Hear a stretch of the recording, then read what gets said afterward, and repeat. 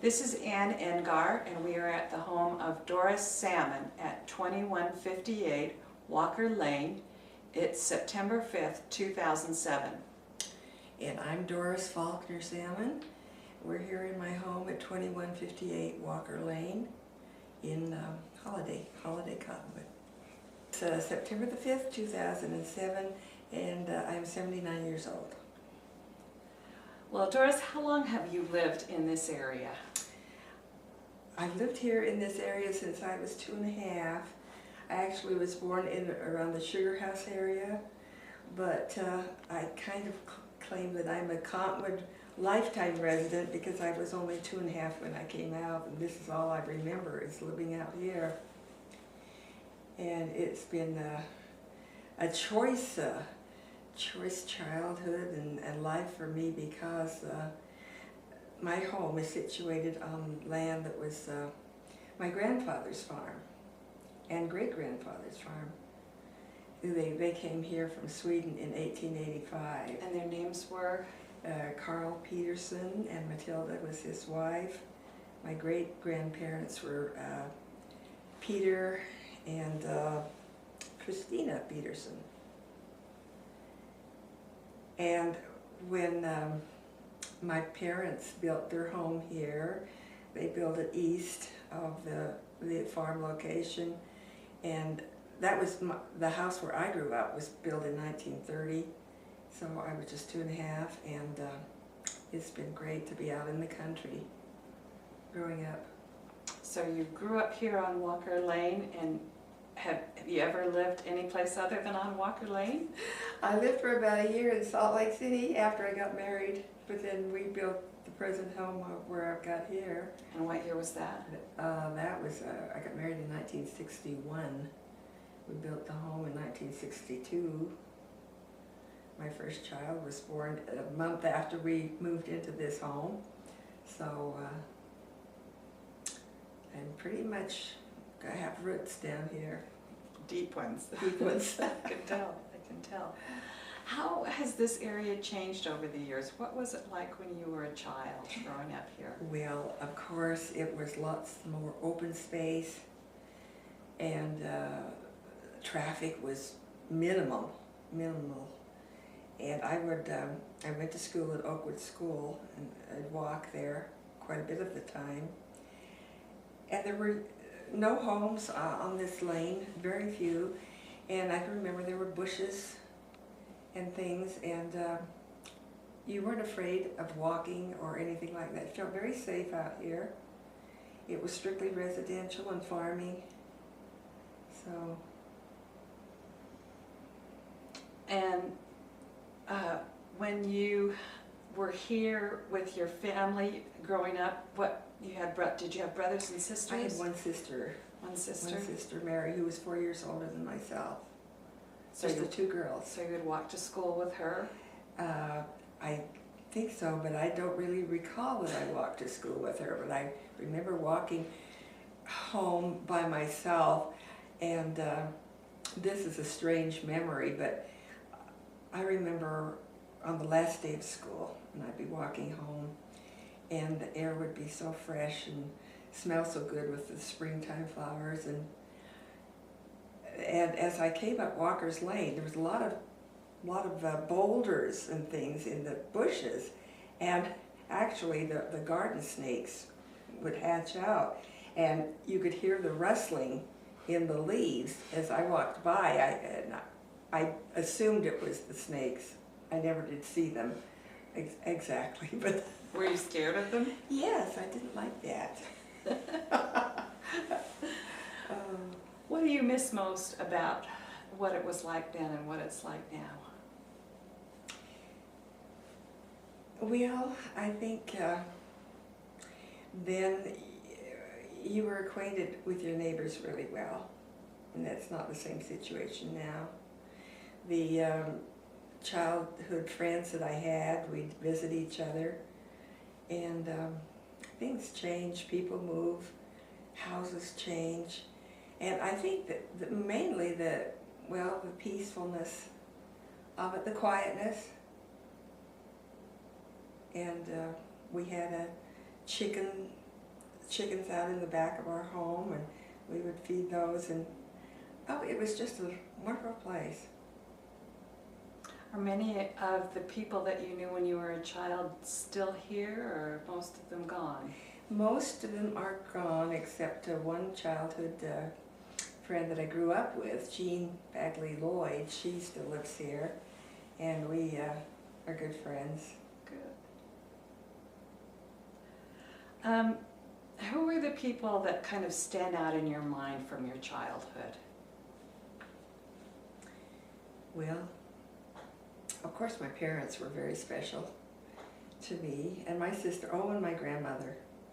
My grandfather died when I was 6, and they were living next door, so I was had really good access to visit them, and loving people. Yes, my grandmother was outstanding. And what was her name? Her name was Matilda Peterson, and she'd bake cookies, you know, and I'd see her after school. And as she grew older, well, my mother also is very important. She's kind of taught me service to others, because we always took care of my grandmother and an uncle, unmarried uncle that was a little bit handicapped that lived there, taking their meals down, doing their work necessary in the yard or whatever needed to be done. And so I think that was a thing that stays with me, is learning to serve others. Were there a number of people from Scandinavia who settled in this area? Yes, a lot in Holladay. Yes, a lot of them, and they were friends of my grandparents, and they would be mainly up in Holladay, and then they would congregate every so often at my grandmother's place, and they would have dances. And my grandfather would play a little accordion for the music, and they would have a good time. I'm sure they had food and everything there. But, so that was, of course, not in my lifetime, but the stories of that were told to me. You said your grandmother baked cookies. What kind of cookies were they? I don't remember. Probably oatmeal.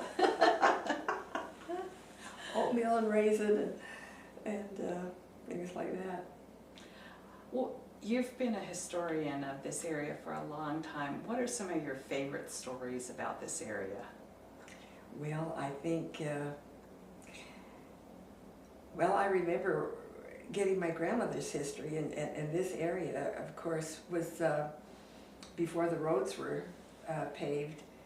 They were just mud, dirt, and she said that in the springtime, when the snow was melting and a lot of mud out there, the wheels of the wagons would almost sink down to the hub of the tire, you know, halfway up the wheel. And if they saw another wagon coming, they'd have certain areas where they would move into so that they could pass each other. And a lot of stories that my mother told me about how beautiful the flowers were, wildflowers growing out here. And this is a time when the Walker family, there were several Walker brothers that lived east on Walker's Lane here. And when my mother was growing up, she would, Mrs. Charles Walker would ask my mother to come up when she was going to have a party and ask her to pick flowers. And my mother remembers picking armfuls of sweet peas, and she'd bring in for Mrs. Walker for her parties. And there was quite a friendship between the Walkers and my grandparents, and friendship and also employment. My uncle at one time was a chauffeur for them. My mother at one time was a cook up there, and she was an excellent cook. And I'm sure she learned it from another woman. But so was their relationship between the Walker family and my family. grandmother's family, and but I know my mother had a girlfriend who lived across the street, up the lane a bit, and oh, they just talk about this. There were many springs, lots of little lakes and springs around this area, and that's why there's so many trees around here. They got a good start, but they just enjoyed picking the flowers and having a good time. You said your mother was a cook for the Walkers at one Yes, time? at one time. Can you remember some of the things that she cooked that you really enjoyed? Well, I don't know what she cooked up there, but the tradition in our family was on Christmas Eve, we'd always have a Swedish dinner because my grandparents were Swedish. I did not know my paternal grandparents very well, but and birthday parties were a big thing. But anyway, she would limpa bread. That is the wonderful bread that my mother would make, and I've tried to make it. It's I don't get the exact flavor in it, but it's a good brown bread, almost like pumpernickel, only sweeter. And of course, they would have lutefisk, cod, fish, and I would never try that because the aroma of that, when it was boiling, was enough for me. But just good hearty meals, you know. What did you look like when you were a little girl? Okay, I had dark auburn hair. It was naturally curly, and I had ringlets. And I can remember my mother putting my hair up in rags, you know, getting the curl. But and I remember that when I was in grade school in the wintertime, we would wear these big long stockings, and I guess we had a garter belt or something to hold them up. But then in the springtime, when it got warmer, we could roll them down to our ankles, you know, but we didn't take those off for quite a while. I mean, get to short stockings. So you wore dresses every day to school? We wore dresses, no pants, just dresses to school. What do you think is your best memory of childhood? Well, in my family, I think it's, of course, I think it was Christmas, because my uncle and aunt and cousins would come, and we'd all have a family dinner, a good get-together, and have fun. I also remember my sister and I playing house out in the chokecherry grove in our place, and we'd make, you know, have little dishes and have leaves for our parts of the food, and we had a good time playing that way. Also, as I was growing up in grade school, in the summer, some of my friends, we'd write a play. This was probably when I was in the 5th or 6th grade, and the Meadows family, who lived nearby, and there were a lot of trees, groves of trees all over. So we'd have our play among these trees, and we'd have a rope tied up from tree to tree, and then we'd have blankets over it for the curtains, and we'd have punch and cookies for our parents and children that would come. That's what we did in the summertime. Do you remember what any of the plays were about, the stories that you had? Oh, I think there must have been a princess wearing a big paper hat. But they were simple but fun. Oh, that's great. What was Oakwood like when you went there to school? How was it heated? How many teachers were there? How big were the classes? What was it like? Okay, Oakwood School, when I went there, we just had 4 classrooms. And they had to double up with the 4th and the 5th. Well, 2 classes, I guess. Maybe it was the 5th and 6th and the 4th. But it was 2 floors. It had the big furnace down in the basement for heat. And they didn't have a lot of you know, special type of rooms, but down in the basement, they did have an empty area, and that's where they had the music appreciation. And I think it was Walter Damrosch or some recording that they would play for us about learning music. And the bell, early days, I think that was till I was about the 4th grade, we'd go on the 2nd floor and open the window, and we'd have turns. You'd be to ring the bell, we'd open the window and hold the bell out and call the kids in from recess or for the beginning of school and everything. But the classes were not very large because there weren't very many people, you know, living out here. So estimate, you know. Oh, I'd how say big. probably 12, maybe. Small. What kind of games would you play at recess? Oh, well, we had some playground equipment, you know, the tricky bars and swings, of course, and teeter-totters, and they play tag, and in the winter it would be Run Sheepy Run, I think they called it, where you made a circle, and one was it, and you try to get certain places, not being caught. Did you have any favorite teachers? Yes, I did. I think it was my 6th grade teacher. Well, I liked my 4th and 5th, and I liked them all. But my favorite, I guess, was Mr. Walker. He was my 6th grade teacher, and we stayed in the same room for all the subjects. He taught us all the subjects. We didn't move around from room to classroom. I also remember my 4th grade teacher, Verna Roberts, and I can remember in the wintertime, we'd eat lunch in our room, and then we would take turns reading out of books. We would bring stories, and I remember the one I brought. I still have the book. It was called Billy Whistler's Grandchildren. And we'd read a chapter each lunch period, you know. And I liked Mr. Beecher and Mr. Worthen, the 3 men, and Mr. Walker. Those are the 3 men teachers I had. Also, I did,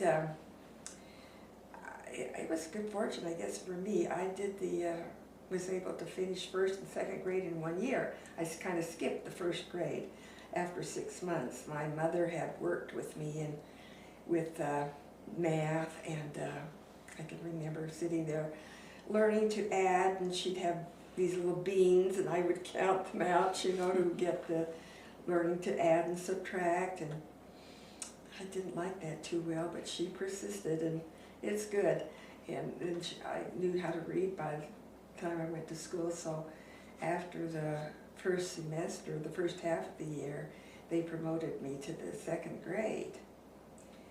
And I'll never forget how I felt very strange, you know, going into a new group of children that were a year older than me, actually, and I would have to walk up and down the aisle.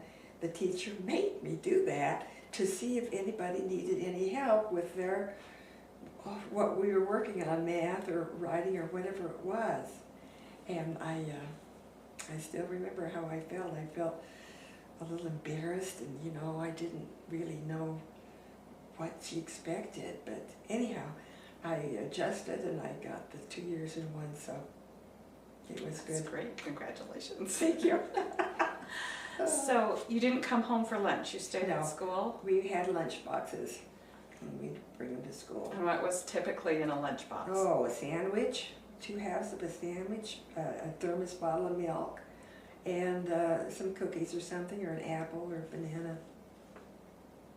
I remember another thing. Sure, go ahead. From the 4th grade, Mrs. Roberts, my grandfather, paternal grandfather, Faulkner, lived in California, and every Easter he would send to my sister and I these lovely candy eggs that were about this big, round, you know, and all decorated on the outside. And My dear mother, she insisted that I take some to the teacher after we came back from Easter recess, and which I did, but I still remember that.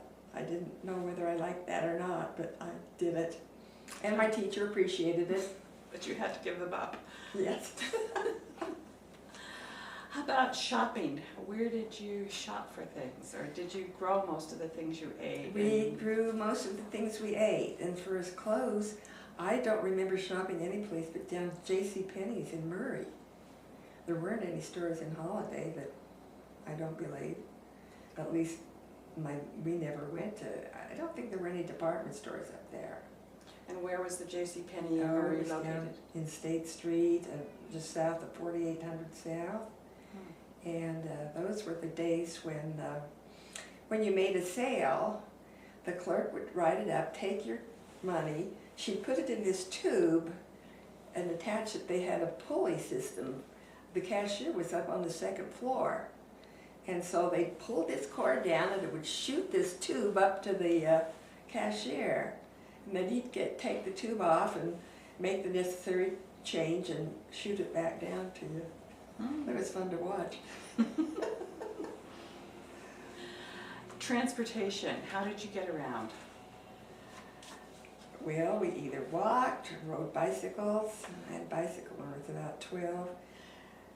My family we did not go places very often, but my dad had it started out with, he had a Model A, the one I remember.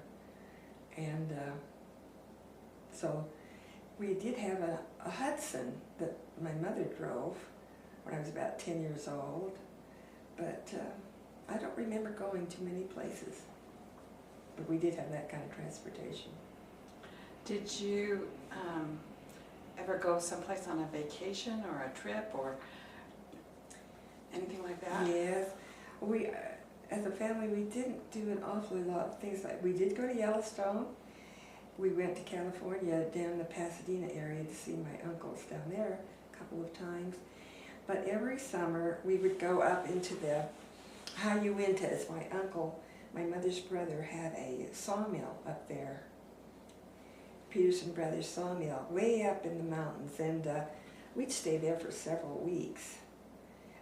Mainly it was my mother and myself and my sister. Sometimes we'd take my two cousins, girls that were our same ages with us.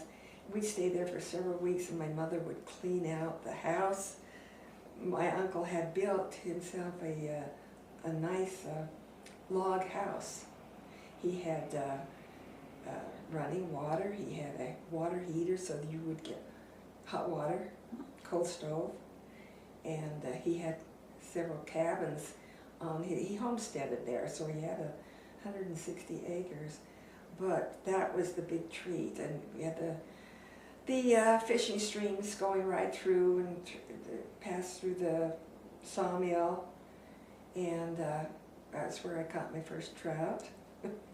They had beaver dams and nice cold water, and it was out in the wilderness more or less up there in the mountains. But my uncle would grow lovely vegetable gardens. The soil was so good there.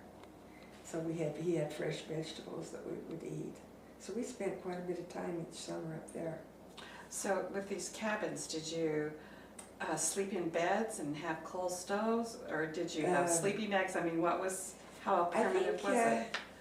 I think he had a sleeping porch on the house where we all stayed in the house with him, but the cabins, he only had two, like for guest cabins that had a little stove in. I don't think they had running water, but just, place to sleep. Can you remember any community events from when you were a child? Were there ever parades or big picnics or anything like that you can remember? The only thing I can remember is the May Day festival at school. You want to describe that for us? And oh yes, we practiced these dance around the maypole with all these colored banners of different colors of material, and we'd practice at the school a lot, and then they would have the big doings at Liberty Park. And I remember my mother driving us in, and we'd have a picnic there, and then you'd have the different events, games and things, and maple dance, and yep, that was the biggest event, I believe, that I can remember. That's great. And junior high, where did you go? Was there a middle school? What was it like? It was Irving Junior High, and it's on the location of the present Olympus Junior High. It was there before that present Olympus High was made, and I had to take the bus up there from my home here, and so that was to us was a big school. Of course, it was not nearly the size of the present Olympus Junior High, but yeah, that's where we had junior high. And I was up there in about 1942. I think I was in the 9th grade, and I have their yearbook, which I have over on the table. I'd like to show you. You want to stop us?